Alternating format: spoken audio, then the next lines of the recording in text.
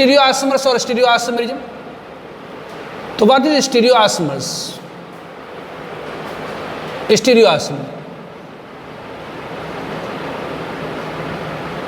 जैसा कि मैंने आपको बताया था कि आइसोमर्स को ब्रॉडली 2 कैटेगरी में आप डिवाइड कर सकते हैं। आइसोमर्स को ब्रॉडली 2 कैटेगरी में डिवाइड कर सकते हैं। कौन? तो स्ट्रक्चरल आइसोमर और दूसरा स्टीरियोआइसोमर। स्ट्रक्चरल आइसोमर को हम लोग कॉन्स्टिट्यूशन आइसोमर भी कहते हैं, स्टीरियो आइसोमर को हम लोग स्पेस आइसोमर भी कहते हैं। स्ट्रक्चरल आइसोमर भी 2 होता है। एक होता है कॉन्फ़िगरेशनल आइसोमर, एक होता है कॉन्फ़िगरेशनल आइसोमर और दूसरा होता है conformational isomer.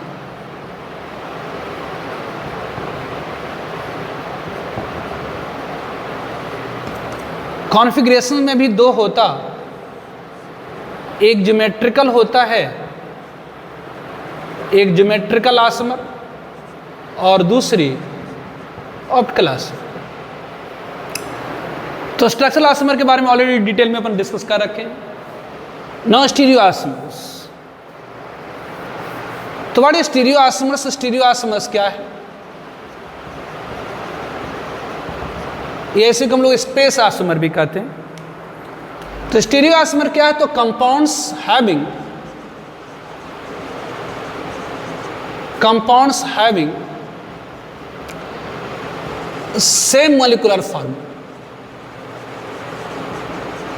compounds having same molecular formula,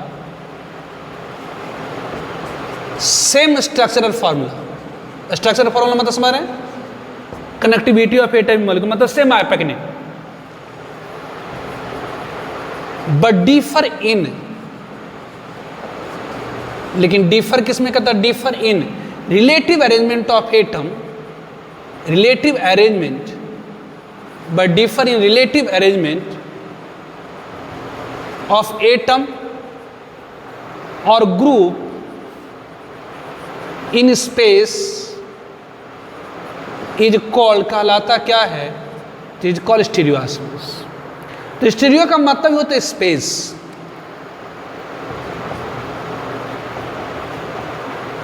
stereo का मतलब होता है स्पेस, मतलब 2 ऐसे कंपाउंड, जैसे अगर आप ले लीजिए ये CH3 C double bond C CH3, ये H ये H, ये CH3 C ये H ये C ये H, तो इन दोनों कंपाउंड की मॉलिक्यूलर फार्मूला सेम है, दैट इज C4H8 C4H8। दोनों का आइपैक नेम लिखें तो ये ब्यूट्वीन है, तो ये भी ब्यूट्वीन है,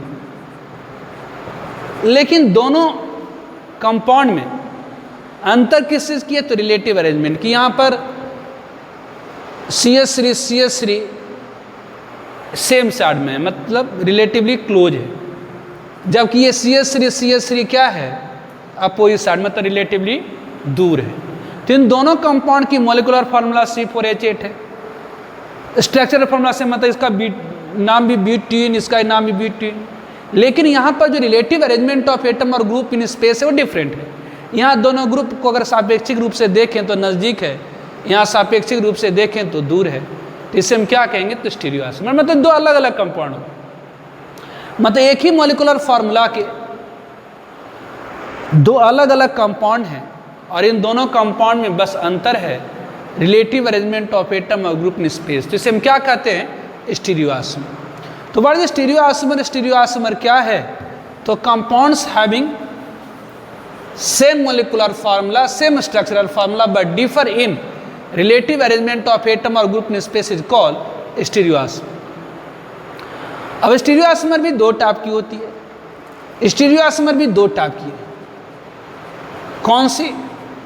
तो एक हो गई कॉन्फ़िगरेशनल और दूसरी हो गई कॉन्फॉर्मेशनल। एक हो गई कॉन्फ़िगरेशनल, एक हुई कॉन्फ़िगरेशनल और दूसरी हो गई कॉन्फॉर्मेशनल। तो स्टीरियोआइसोमर भी क्या है? तो 2 टाइप की है, एक कॉन्फ़िगरेशनल और दूसरी कॉन्फॉर्मेशन। तो ये कॉन्फ़िगरेशनल और कॉन्फॉर्मेशनल में क्या अंतर है, पहले इसे नोट डाउन करिए फिर लिखाता हूँ। तो कॉन्फ़िगरेशनल और कॉन्फॉर्मेशनल में क्या अंतर है, तो कॉन्फ़िगरेशन वर्सेस कॉन्फॉर्मेशनल। तो कॉन्फ़िगरेशनल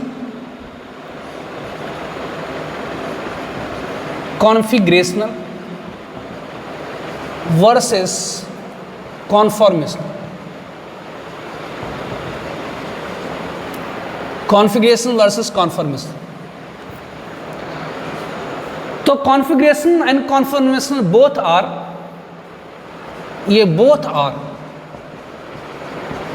स्टीरियोआस्मर, दोनों क्या है, स्टीरियोआस्मर। बट लेकिन in configurational isomer, but in configurational isomerism, लेकिन कॉन्फ़िगरेशनल आस्मरिज्म में both are stereoisomers in configurational isomerism to convert one 3D structure, मतलब one 3-dimensional structure to another 3D structure require cleavage मतलब breaking, cleavage of carbon carbon bond. जबकि while in conformational isomerism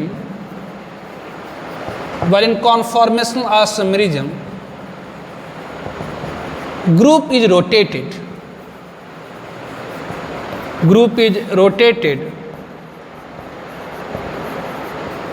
about single covalent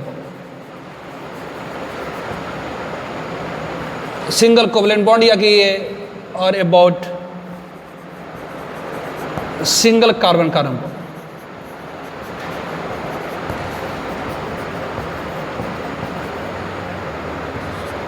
तो configuration और conformation में अंतर क्या है, कहते हैं कॉन्फ़िगरेशन आइसोमेरिज्म में एक 3-डायमेंशनल स्ट्रक्चर को दूसरे 3-डायमेंशनल स्ट्रक्चर में चेंज करना चाहते हैं तो बॉन्ड को तोड़ना पड़ेगा।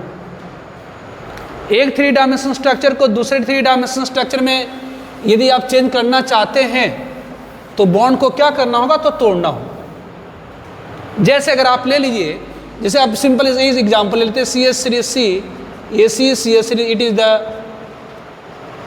ये है, दोनों की मोलिकुलर फार्मूला सेम है लेकिन रिलेटिव अरेंजमेंट ऑफ एटम और ग्रुप इन स्पेस डिफरेंट है। तो यहाँ पर एक 3D स्ट्रक्चर को दूसरे 3D स्ट्रक्चर में चेंज करना है तो पहले क्या करिए, तो बॉन्ड को तोड़िए। तो इस बॉन्ड को तोड़ेंगे, फिर बॉन्ड को आप क्या करना होगा, तो यहाँ पर तोड़ना होगा, फिर इसको घुमाना होगा,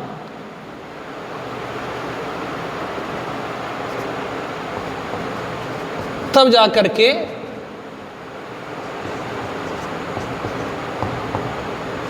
फिर बॉन्ड को बनाना होगा। तो मतलब एक 3D स्ट्रक्चर को दूसरे 3D स्ट्रक्चर को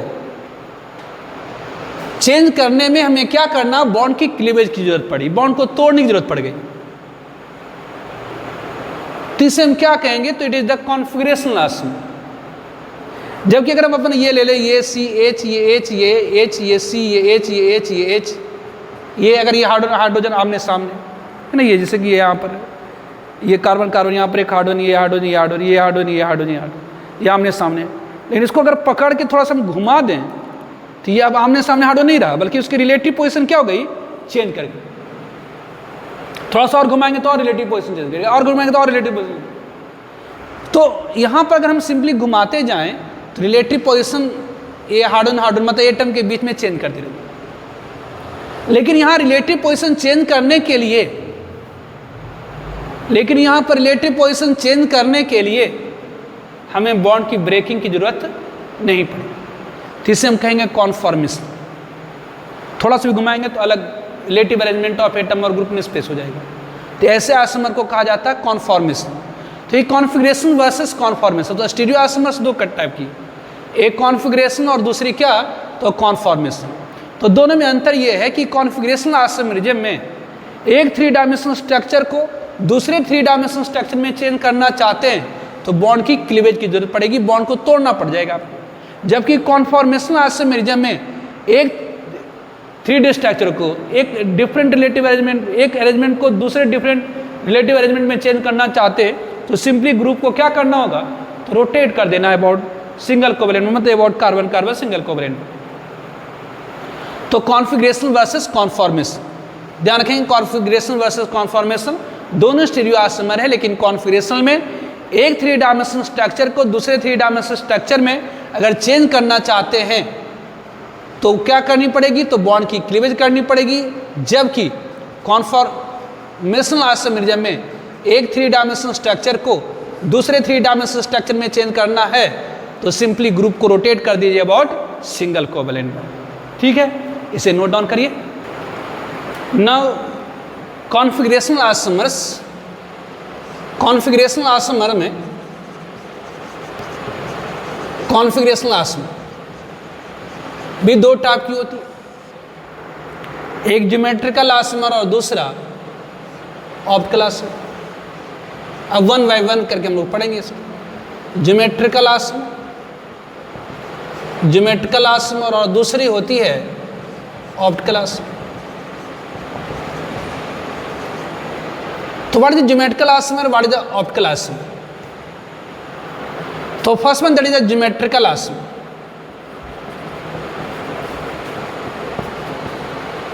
ये ज्योमेट्रिकल आइसोमर क्या है? तो जैसे अभी जस्ट हमने एग्जांपल लिया, दिस वन, ये है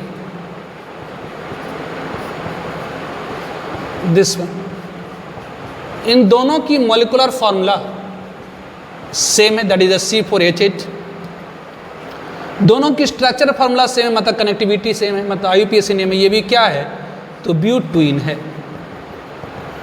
और ये भी क्या है, तो ब्यूट्वीन। लेकिन यहां पर दो सेम ग्रुप सेम साइड में है, मतलब ये दो सेम ग्रुप, यहां पर CH3 ग्रुप ज़्यादा नज़दीक है, जबकि यहां पर CH3 ग्रुप क्या है, दूर दूर। मतलब रिलेटिव पोजिशन, मतलब यहाँ पर अगर इस दोनों के बीच में अगर डिस्टेंस L1 का दें और इन दोनों के बीच में अगर डिस्टेंस L2 का दें, यहाँ L1 इज नॉट L2।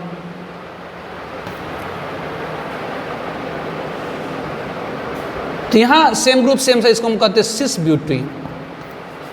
यहाँ सेम ग्रुप अपोजिट साइड में, तो हम लोग कहते हैं ट्रांस ब्यूट्वीन।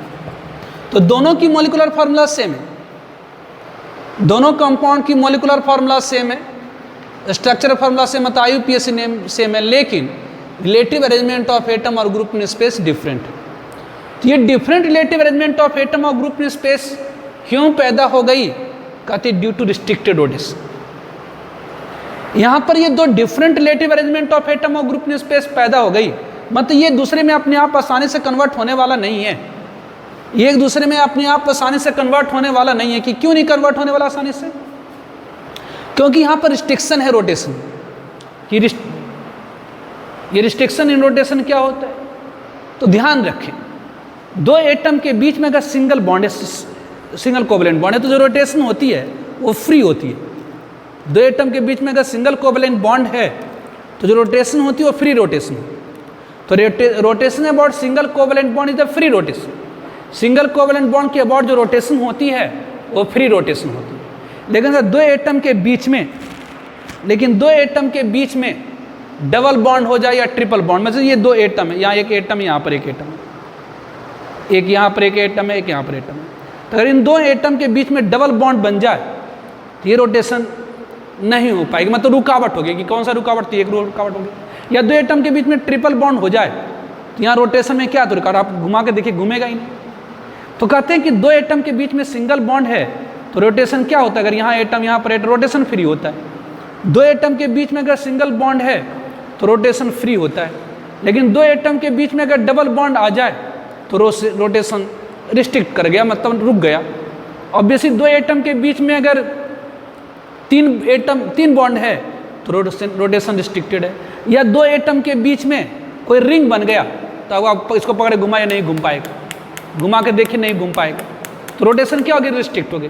तो दो एटम के बीच में अगर सिंगल बॉन्ड होता है तो रोटेशन फ्री होता, दो एटम के बीच में अगर डबल बॉन्ड होता है तो रोटेशन रिस्ट्रिक्टेड हो जाता है, तीन बॉन्ड होगा तो रोटेशन रिस्ट्रिक्टेड हो जाएगा, या रिंग बन जाएगा रोटेशन रिस्ट्रिक्टेड होता। तो कॉन्फ़िगरेशनल आइसोमर में दो, एक ज्योमेट्रिकल और दूसरी ऑप्टिकल। तो ज्योमेट्रिकल आइसोमर क्या है, what is the geometrical isomer?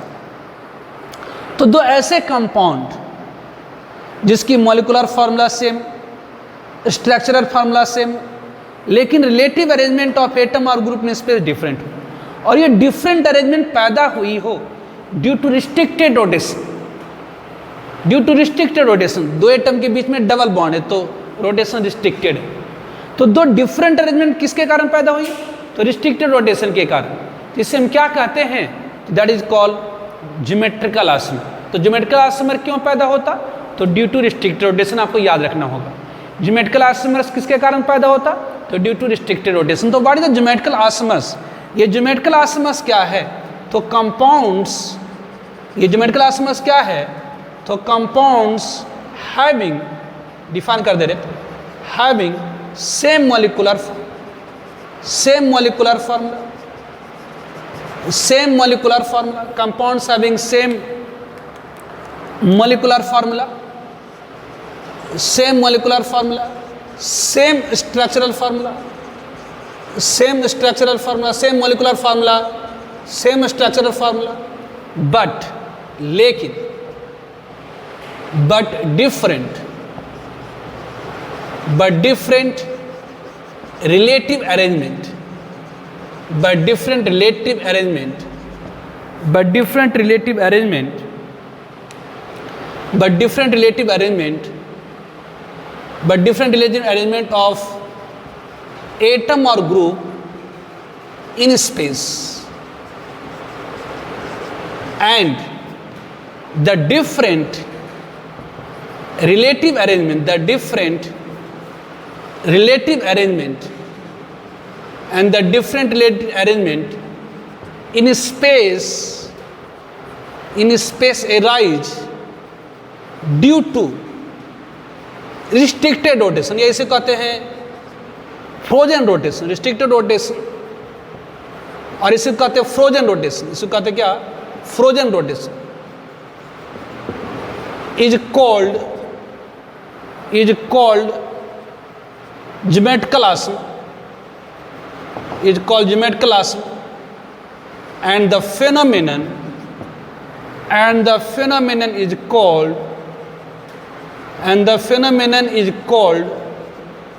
geometrical isomerism. तो what is the geometrical isomers and what is the geometrical isomerism? तो दो ऐसे कंपाउंड्स जिसकी molecular formula same, structural formula same, लेकिन रिलेटिव अरेंजमेंट ऑफ एटम और group in space different हो, मतलब stereo isomer हो। दो ऐसे कंपाउंड जिसकी molecular formula same, structural formula same, लेकिन रिलेटिव अरेंजमेंट ऑफ एटम और ग्रुप इन स्पेस क्या हो, तो डिफरेंट, सेम क्या कहते हैं, स्टीरियो आइसोमर। तो दो ऐसे स्टीरियो आइसोमर्स जो एराइज होता है ड्यू टू रिस्ट्रिक्टेड रोटेशन, मतलब एक कीवर्ड याद रखिए, रिस्ट्रिक्टेड रोटेशन। ज्योमेट्रिकल आइसोमर क्या है, तो स्टीरियो आइसोमर, लेकिन वो पैदा क्यों होता, तो ड्यू टू रिस्ट्रिक्टेड रोटेशन। बस इतना याद रखिए, हो जाएगा काम। स्टीरियो आइसोमर मतलब आपको समझ में आ गया कि दो ऐसे कंपाउंड जिसकी molecular formula, structural formula same, लेकिन रिलेटिव अरेंजमेंट ऑफ एटम और ग्रुप इन स्पेस डिफरेंट। तो ऐसे स्टीरियो आइसोमर जो एराइज होता है ड्यू टू रिस्ट्रिक्टेड रोटेशन, जो एराइज होता है ड्यू टू रिस्ट्रिक्टेड रोटेशन या फ्रोजन रोटेशन। तो एक वर्ड में आप याद रख सकते हैं ज्योमेट्रिकल आइसोमर क्या है, तो स्टीरियो आइसोमर जो एराइज होता है ड्यू टू रिस्ट्रिक्टेड रोटेशन। एक वर्ड में याद रखें ज्योमेट्रिकल आइसोमर क्या है, तो जो रिस्ट्रिक्टेड रोटेशन के कारण पैदा होता है, मतलब ऐसे स्टीरियो आइसोमर जो रिस्ट्रिक्टेड रोटेशन के कारण पैदा होता है उसे हम क्या कहते हैं, तो ज्योमेट्रिकल आइसोमर्स और फेनोमेनन कहलाती है ज्योमेट्रिकल आइसोमर। पूरा डिटेल में अगर डिफिनेशन लिखना चाहते हैं तो compounds having same molecular formula, same structural formula, but different relative arrangement of atom or group in space, and the different relative arrangement of atom or group in space arise due to restricted rotation or frozen rotation is called geometrical isomers, and this phenomenon is called what? तो geometrical isomerism, या एक line में याद रखिए कि geometrical isomer क्या है? तो stereo isomer which arise due to restricted rotation. Geometrical isomer क्या है? तो स्टीरियो आइसोमर जो एराइज होता है due to restricted rotation. Geometrical isomer क्या है? तो stereo isomer which arise due to restricted rotation, stereo isomer which arise due to restricted rotation, stereo isomer which arise due to restricted rotation. ठीक है, तो इसको note पर करिए। तो इसमें कुछ पॉइंट ध्यान रखना है। Note rotation about single covalent bond, rotation about single covalent bond is free rotation. Single covalent bond के अबाउट रोटेशन क्या होता? तो फ्री होता, जबकि रोटेशन अबाउट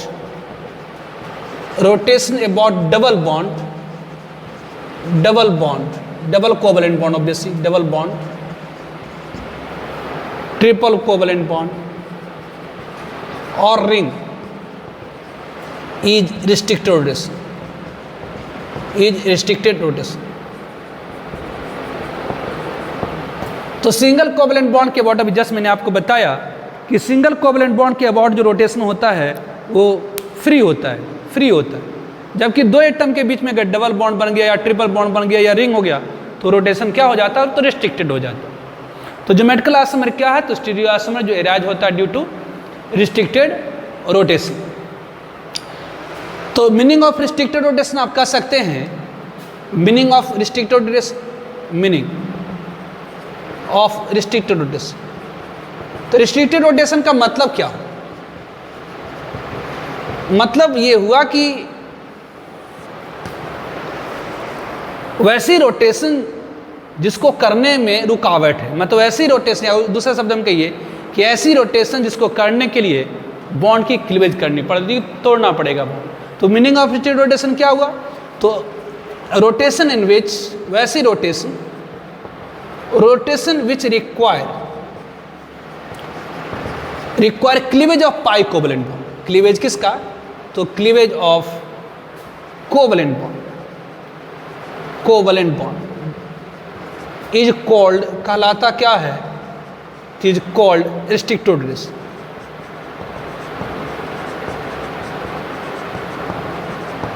तो वैसे रोटेशन जिसके करने के लिए हमें क्या करना होगा? तो बॉन्ड को तोड़ना होगा। जैसे अभी आप जस्ट मैंने आपको बता रहा था कि जैसे कि ये CH3, ये C, ये H है, ये H है, ये CH3 है, ये CH3 CH है, ये C, ये CH3 ये H है। दिस वन, अगर इस को इसमें चेंज करना है तो यहाँ पर क्या करना होगा? तो ब्रेकिंग करना होगा। किसका? तो पाई बॉन्ड का, ब्रेकिंग ऑफ पाई बॉन्ड। तो यहाँ पर बॉन्ड को तोड़िए। तो बॉन्ड को तोड़ने में आपको क्या लगेगी? तो एनर्जी लगेगी। बॉन्ड को तोड़ने में आपको क्या लगेंगी? तो एनर्जी लगेगी। तो यहाँ बॉन्ड तोड़िए, फिर क्या होगा? तो उसको घुमाइए। अब जब सिंगल बॉन्ड बन गया दो एटम के बीच में तो रोटेशन आप कर सकते हैं। अब रोटेट कर दीजिए इसको, रोटेट ऑब्वियसली। तो ये क्या होगा? तो ये CH3 नीचे आ गया H, फिर बॉन्ड, जान लीजिए बॉन्ड ब्रेकिंग में एनर्जी लगती है लेकिन बॉन्ड अपने आप बन जाता है, या बॉन्ड फॉर्मेशन। तो यहाँ पर क्या हुआ? तो रोटेशन करने के लिए, यहाँ पर रोटेशन करने के लिए आपको क्या करना पड़ा? तो बॉन्ड की ब्रेकिंग करनी पड़ी। तो इसे हम कहते हैं रिस्ट्रिक्शन इन रोटेशन। तो दो एटम के बीच में अगर सिंगल कोवलेंट बॉन्ड होता है तो रोटेशन फ्री होता। यदि दो एटम के बीच में डबल बॉन्ड या ट्रिपल बॉन्ड या रिंग बन जाता है तो रोटेशन रिस्ट्रिक्टेड होता है। रिस्ट्रिक्टेड रोटेशन का मतलब होता कि आपको बॉन्ड की क्लीवेज करनी पड़ेगी, बॉन्ड की ब्रेकिंग करनी पड़ेगी। ठीक है, तो नोट डाउन करिए इसको। Now condition to show geometrical isomerism. Now conditions to show geometrical isomerism. तो कहां पर ज्योमेट्रिकल आइसोमेरिज्म होगी इसे शो करने के लिए कंडीशन? तो conditions to show geometrical isomerism. तो कहाँ पर ज्योमेट्रिकल आइसोमेरिज्म होगी इससे कंडीशन। तो मॉलिक्यूल हैविंग, तो कंडीशन क्या है, तो मॉलिक्यूल हैविंग, वैसे मॉलिक्यूल जिसमें having restricted rotation, molecule having restricted rotation and restricted atom have different substituents,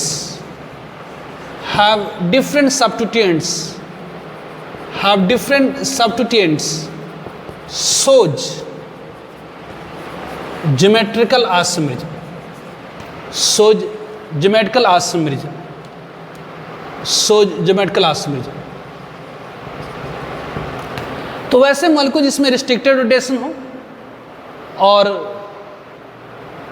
restricted atom के पास डिफरेंट सब्स्टिट्यूएंट हो, वो क्या करेगा, तो शो करेगा ज्योमेट्रिकल आइसोमेरिज्म।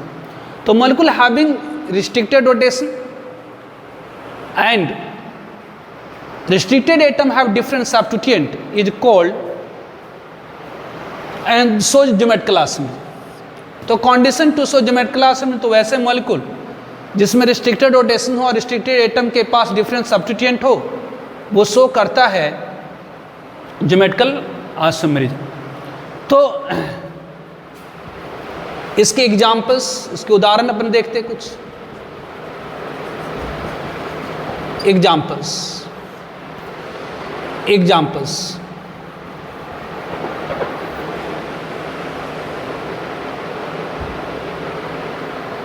जैसे geometrical isomerism, first geometrical isomerism in alkene.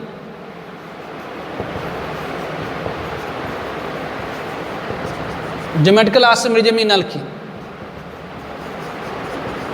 Alkene में ज्योमेट्रिकल आइसोमेरिज्म।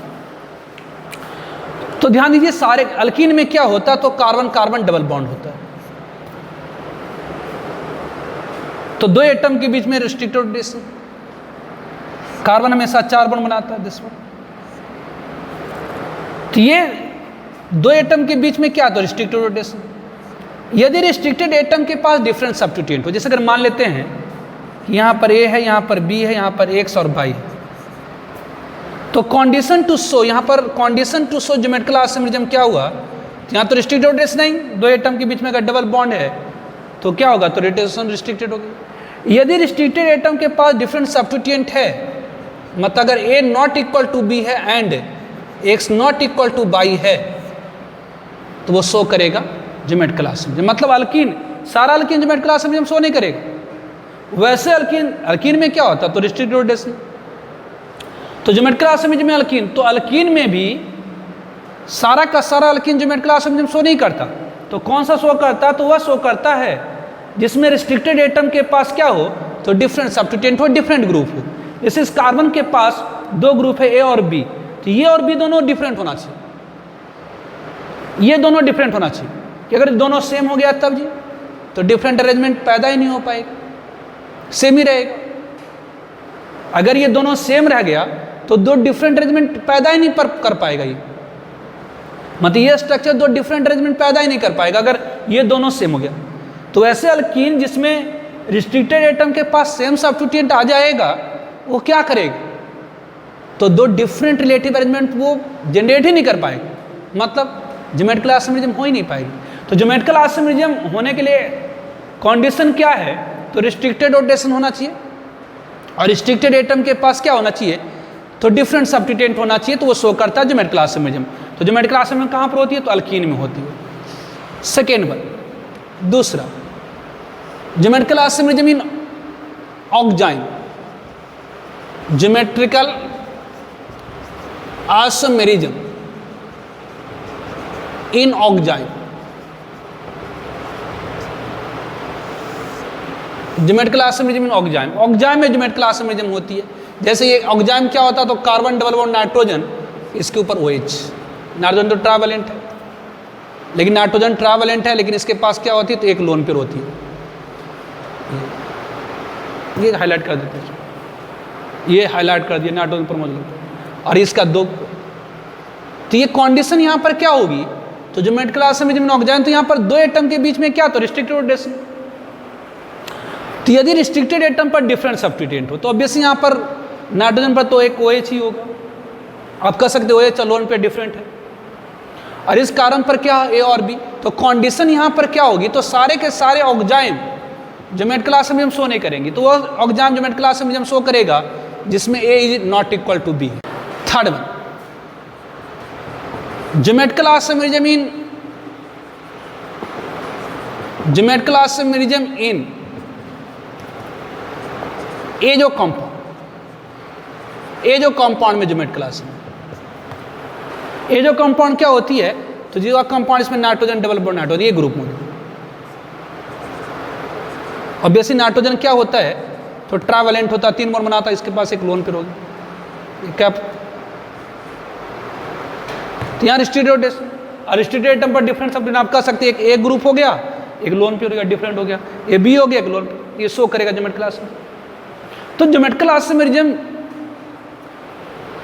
शो करने के लिए कंडीशन क्या, तो वैसे मॉलिक्यूल जिसमें रिस्ट्रिक्टेड रोटेशन हो और रिस्ट्रिक्टेड एटम के पास डिफरेंट सब्स्टिट्यूएंट हो तो शो करता है ज्योमेट्रिकल आइसोमेरिज्म। जैसे ज्योमेट्रिकल आइसोमेरिज्म में अल्कीन, तो सारा अल्कीन नहीं शो करेगा, वही अल्कीन शो करेगा जिसमें यहाँ रिस्ट्रिक्टेड एटम कौन सी हो गई, तो ये दोनों कार्बन, इस पर डिफरेंट सब्स्टिट्यूएंट होना चाहिए। यहाँ पर रिस्ट्रिक्टेड एटम कौन सा हो गया, तो ये जिसके बीच में रिस्ट्रिक्टेड रोटेशन है, तो ये कार्बन रिस्ट्रिक्टेड एटम, ये नाइट्रोजन रिस्ट्रिक्टेड एटम, इस पर डिफरेंट सब्स्टिट्यूएंट। यहाँ पर रिस्ट्रिक्टेड एटम ये हो गया, तो इसके पास डिफरेंट सब्स्टिट्यूएंट। उसी तरह से fourth one that is the geometrical isomerism in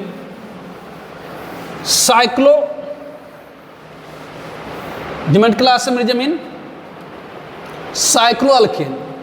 fourth one, geometrical isomerism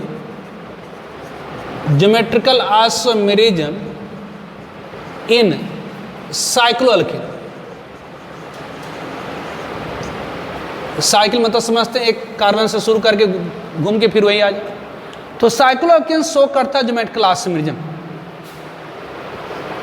साइक्लोअल्केन show करेगा ज्योमेट्रिकल आइसोमेरिज्म यदि कोई 2 एटम, साइकिल में कोई 2 एटम ले लीजिए,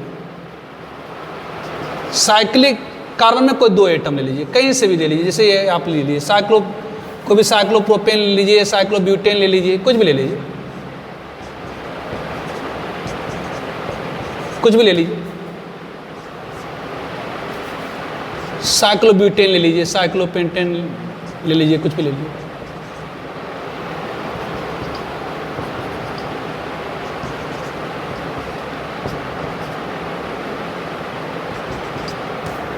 तो कंडीशन क्या, आप साइक्लोहेक्सेन ले लीजिए, कुछ भी ले लीजिए,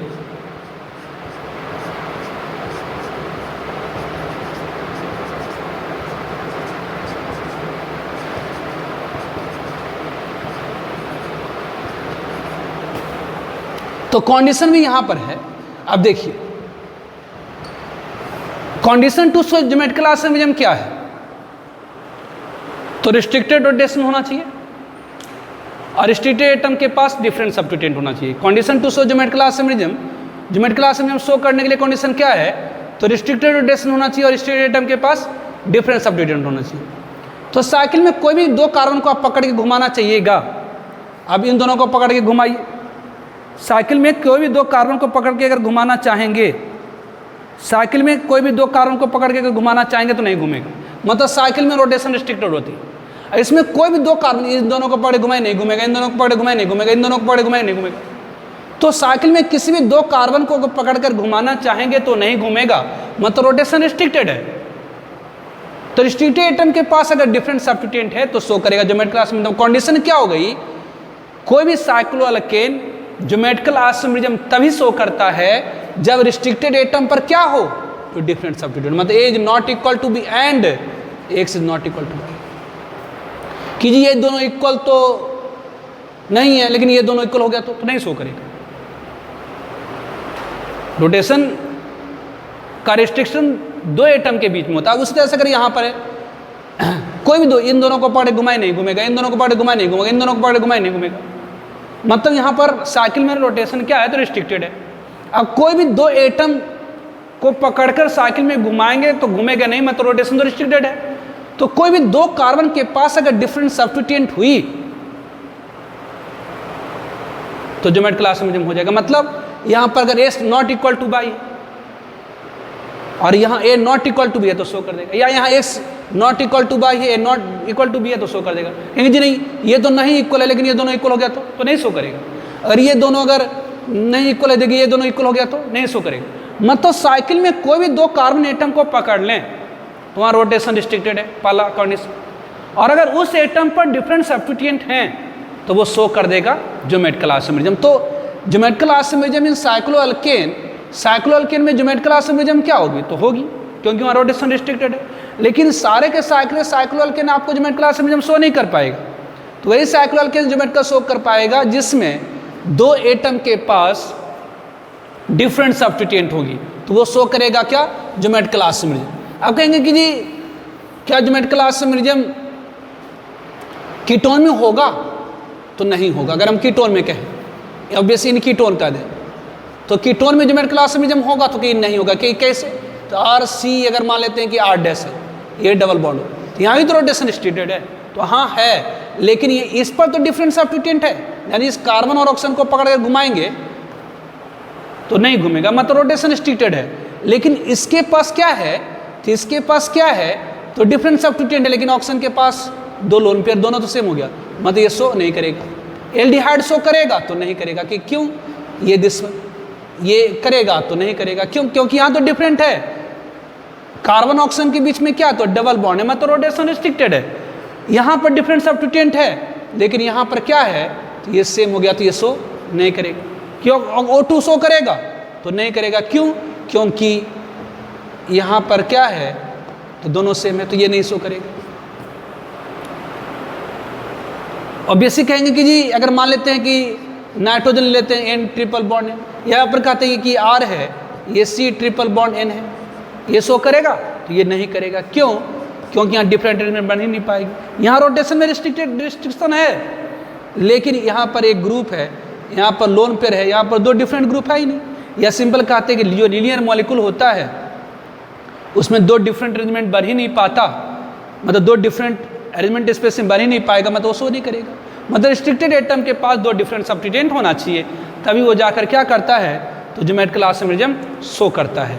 तो कंडीशन टू शो, इतना लंबा चौड़ा जस्ट आपको मैंने समझाने के लिए बताया। सिंपल एक लाइन में हम लोग कहते हैं कि ज्योमेट्रिकल आइसोमेरिज्म शो करने के लिए कंडीशन क्या है? तो रिस्ट्रिक्टेड रोटेशन और रिस्ट्रिक्टेड एटम के पास डिफरेंट सब्स्टिट्यूएंट, दो एटम के बीच में रिस्ट्रिक्टेड रोटेशन और रिस्ट्रिक्टेड एटम के पास डिफरेंट सब्स्टिट्यूएंट, वो शो करता है ज्योमेट्रिकल आइसोमेरिज्म। जो हम लोग को पढ़ना है geometrical isomerism in alkene, alkene में geometrical isomerism, geometrical isomerism in obviously oxime, azo compound और साइक्लोअल्केन, ये चारों आपको ध्यान रखना है। ठीक है, तो कंडीशन क्या हुआ ज्योमेट्रिकल आइसोमेरिज्म शो करने की? तो रिस्ट्रिक्टेड रोटेशन और रिस्ट्रिक्टेड एटम के पास क्या हो? तो different substituent that shows geometrical isomerism. ये आपको मैंने आज इंट्रोड्यूस कर दिया स्टीरियो आइसोमेरिज्म, है ना। इसको अपन जल्दी से फिनिश करने की कोशिश करेंगे, उसके बाद ऑप्टिकल आइसोमेरिज्म से अगर शुरू कर देंगे हम लोग, सभी लोगों को होने लगेगा। ठीक है, तो आज रहने देते हैं। ओके, ठीक, बाय।